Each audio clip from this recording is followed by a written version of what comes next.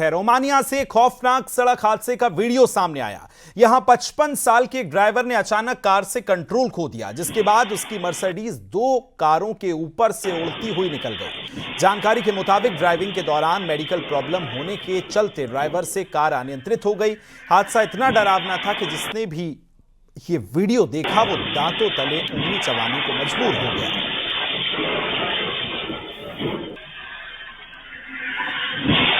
तस्वीरें आप देख रहे हैं किस तरह से आसमान में उछलती हुई ये कार नजर आती है। तेज रफ्तार में थी, अचानक ड्राइवर जो है कार से अपना नियंत्रण खो देता है और उसके बाद दो गाड़ियों के ऊपर से उछलती हुई चंद सेकंड्स में ये कार जो है निकल जाती है।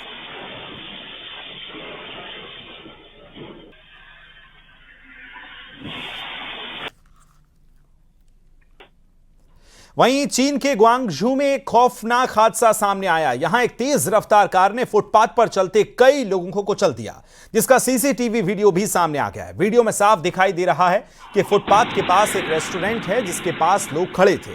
तभी पीछे से अचानक एक तेज रफ्तार गाड़ी फुटपाथ की तरफ मुड़ती हुई दिखाई दी और फिर वहां मौजूद लोगों को कुचलती हुई चली गई। कुछ ही सेकेंड में वहां अफरा तफरी मच गई। यह घटना 5 दिसंबर की शाम की बताई जा रही है।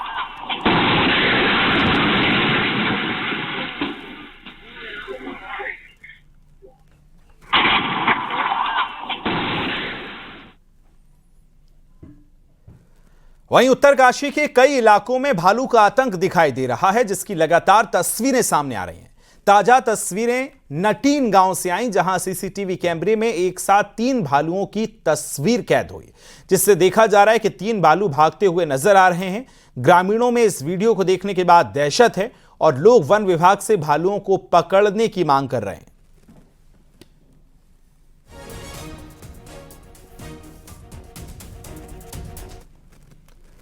कोटद्वार के लैंड्सडाउन में आपको बताएं, जय हरिलाल ब्लॉक में अमलेशा गांव में बाघ के हमले में एक बुजुर्ग महिला को उसकी मौत हो गई। बताया जा रहा है कि बुजुर्ग महिला अपने घर के पास चारा पत्ती लेने गई थी। इस दौरान बाघ ने उस पर हमला कर दिया और महिला का शव पास के खेत में मिला।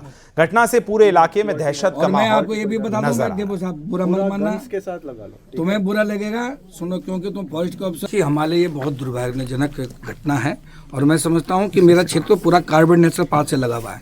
मैं कई बार कह चुका हूँ, सरकार से भी कहा हूँ कि इस तरह से हम लोगों का अगर जीवन कैसे जी पाएंगे हम लोग। तो मेरा सबसे निवेदन है कि सरकार से निवेदन है कि वो एक तो सबसे पहले बाघ को मारने का आदेश दिया जाए और यहाँ पर ऐसी सुरक्षा की जाए कि जो लोगों को दूसरे के जान माल की कोई हानि ना होने पाए। और दूसरा जो वन अधिनियम में मैं बार बार उठाते आया हूँ और मेरे दुर्भाग्य की बात है कि कोई भी सरकार ने आज तक उत्तराखंड के परिप्रेक्ष्य में जो है यहाँ नियम बनाने के लिए कोई आवाज़ नहीं उठाई। तो मैं आपके माध्यम से भी कहना चाहता हूँ कि अगर इसी तरह से रहा तो मुझे वास्तव में मजबूर होकर जो है इस्तीफा देना पड़ेगा। आगे बढ़ेंगे, बागेश्वर से खबर है, जहां हिमालय में वन्य जीव रिसर्च के दौरान एक बड़ा खुलासा हुआ। सुदूर ढूंगा के घाटी में 3000 मीटर से ज्यादा ऊंचाई पर बंगाल टाइगर की मौजूदगी दर्ज की गई है। इलाके में लगे कैमरे में ट्रैप बाघ की तस्वीर कैद हुई। अब तक का वैज्ञानिक रूप से सबसे ऊंचाई वाला बाघ रिकॉर्ड यहां पर किया गया है। बता दें कि पिंडारी सुदूर ढूंगा कफनी क्षेत्र में हिम तेंदुओं को लेकर रिसर्च अभी भी चल रही है।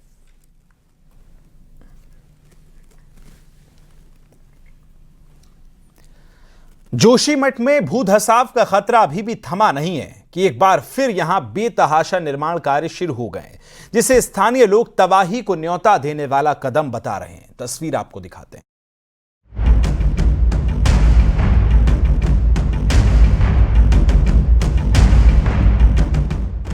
जोशीमठ ने 1.5 साल पहले जो मंजर देखा था, उसका डर आज भी लोगों के जहन में ताजा है। पहले जोशीमठ और अलकनंदा तट अवैध निर्माण से प्रभावित हुआ और अब ये एक नया संकट औली तक पहुंच चुका है। वैज्ञानिक लगातार चेतावनी दे रहे हैं कि जोशीमठ अपनी कैरिंग कैपेसिटी से कहीं ज़्यादा बोझ उठा चुका है, लेकिन पिछले 2.5 सालों में कैरिंग कैपेसिटी कम करने की बजाय पक्के निर्माण करके इसको और बढ़ाने का काम किया जा रहा है। लगातार निर्माण कार्य हो ही रहे हैं, बिना किसी रोक टोक के हो रहे हैं और हद तो तब हो गई जब जोशीमठ के शीर्ष पर औली में भी, औली और आसपास के क्षेत्र में भी पक्के निर्माण हो रहे हैं। ये भविष्य के लिए बहुत चिंतनीय है, इस पर विचार किए जाने की जरूरत है। जिन लोगों के भवन टूटे उन लोगों को आज भी कच्चा अपना भवन बनाने की अनुमति नहीं दे रहे हैं, और दूसरी ओर जो बड़े बड़े राजसूबदार लोग हैं, कईयों के बड़े बड़े व्यावसायिक प्रतिष्ठान लोगों ने रातों रात खड़े कर दिए, उसके लिए प्रशासन आंख बंद करके बैठा हुआ है। बद्रीनाथ धाम, औली और जोशीमठ में निर्माण के लिए प्रशासन की परमिशन लेना जरूरी है, लेकिन बावजूद इसके प्राधिकरण और प्रशासन की आंखों के सामने ही इलाके में अवैध निर्माण हो रहा है। वहीं प्रशासन का कहना है कि जांच के बाद गड़बड़ी मिलने पर कार्रवाई की जाएगी। औली क्षेत्र प्राधिकरण के अंतर्गत है, वहाँ लगातार हमारे जेई और एक्सीएन और एई के द्वारा विजिट किया जा रहा है और कोई भी निर्माण पाए जाने पर उसका चालान की एक्टिविटी की जा रही है। जोशीमठ अभी प्राधिकरण क्षेत्र से बाहर है, परंतु वहाँ पर आई रिसेंट आपदा के उपरांत कोई भी निर्माण कार्य पर प्रतिबंध है और इसके लिए नगर पालिका और एसडीएम दोनों को निर्देशित किया गया है कि यदि वहाँ कोई निर्माण कार्य बिना पूर्व अनुमति के चल रहा है तो उस पर तत्काल कार्रवाई करें। वैज्ञानिकों की सलाह के बिना कोई भी निर्माण करना बड़े खतरे को दावत देने के बराबर है, और अगर इसी तरह अवैध पक्के निर्माण जारी रहे तो 2023 जैसी आपदा फिर लौट सकती है। चमोली से न्यूज़ 18 के लिए नितिन सेमवाल की रिपोर्ट।